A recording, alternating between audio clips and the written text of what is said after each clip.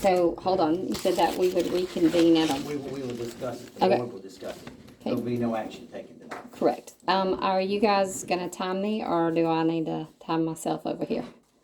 Just morning. All right. You tell me when you're ready. Okay, so this is my first year as a parent to a child in the Winston County school system. My son attends the pre-K program at Meek Elementary. I graduated from Meek High School 23 years ago. There's several people in the central office and on this board who influenced who I am today. I was influenced to be respectful, strong, courageous, an independent thinker, honest, and to stand up for what's right even when others are silent. This positive influence is what helped me convince my husband, who's not from here, to place our son in this district instead of paying out-of-district fees for a larger school.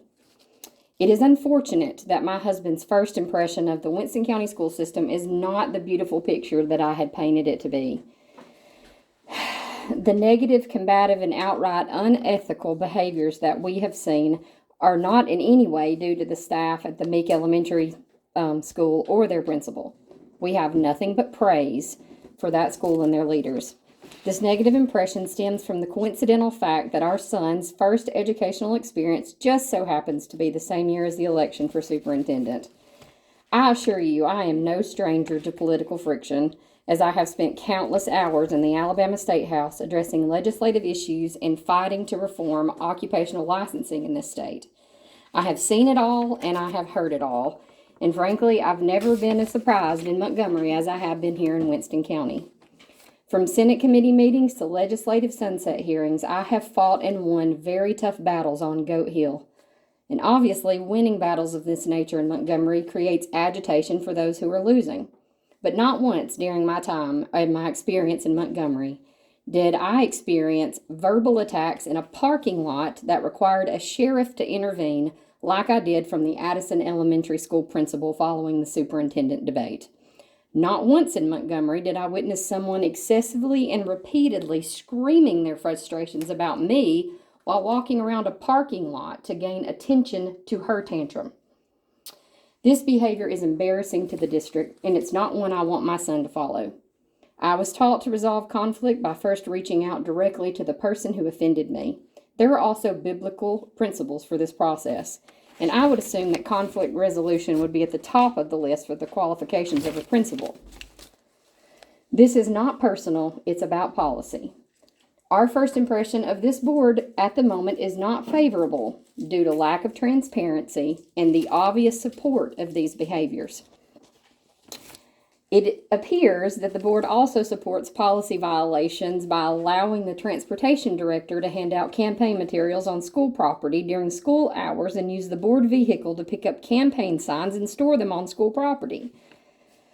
Complete Secretary of State reports during school hours and spend all day on campuses campaigning even after signing documents that said that they would continue their hours at work. Each of you serve as elected officials and are bound to the laws in this state. As elected officials, it is your job to ensure that policies, protocols, and all standards of practice are being followed.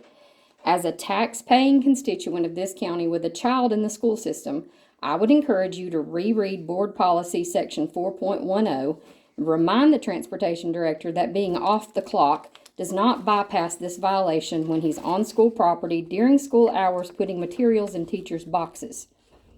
Ignoring these violations when you're mandated to report them does not instill much faith from me for this administration. Finally, board policies and code of conducts is something I am very well versed in. I am bound to them, I have written them, I have amended them, and I have even repealed them. The situations I've mentioned here involve blatant violations to Standard 1 and Standard 2 of the Alabama Educator Code of Ethics, from the lack of encouragement for their colleagues, misrepresentation of educational matters, failure to embody the proper characteristics of tact and diplomacy, and modeling exemplary ethical behaviors, while you, the elected officials, are allowing it to continue. As elected officials of this county, you are held accountable by those in state government. and I am convinced that your efforts to handle my concerns and the concerns of others will be properly and swiftly acted upon in order to prevent me from taking these concerns to their offices. This is my formal request for both an official answer and an official resolution to these matters. I say these things with the utmost respect, and I appreciate your time.